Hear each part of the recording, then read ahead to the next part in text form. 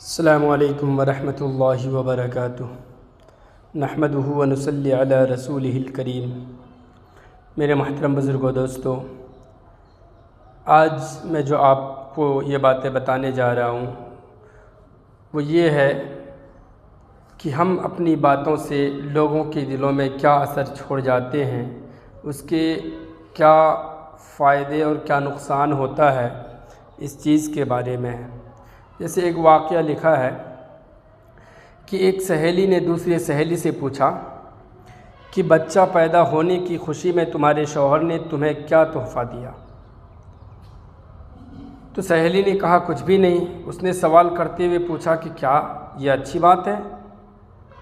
کیا اس کی نظر میں تمہاری کوئی قیمت ہی نہیں کہ تم ایک بچے کی ماں بنی ہو اور تمہیں اس نے کوئی انعامات سے نہیں نوازا؟ تو لفظوں کا یہ زہریلا بم گرا کر وہ سہیلی دوسری سہیلی کو اپنی فکر میں غلط پیچیدگیاں چھوڑ کر چلتی بنی۔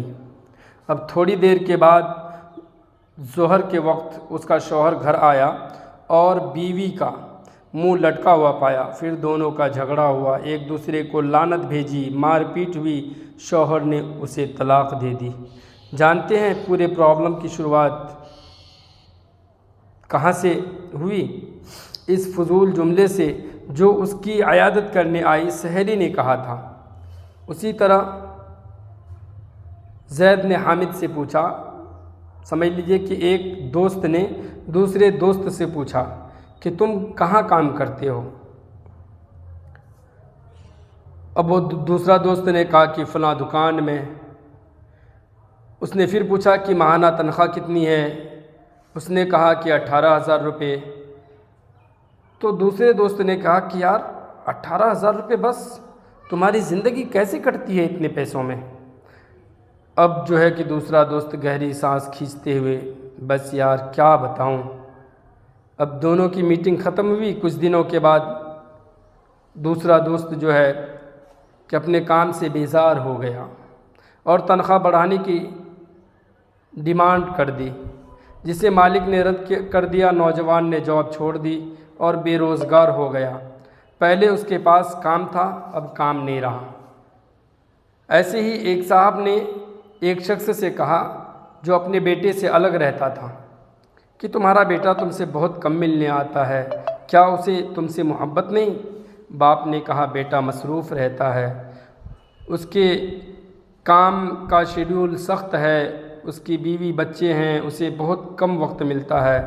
پہلا آدمی بولا واہ یہ کیا بات ہوئی، تم نے اسے پالا پوسا، اس کی ہر خواہش پوری کی، اب خود کو خواہ مخواہ سمجھاتے ہو کہ اس کو مصروفیت کی وجہ سے ملنے کا وقت نہیں رہتا، یعنی مصروفیت کی وجہ سے وقت نہیں ملتا۔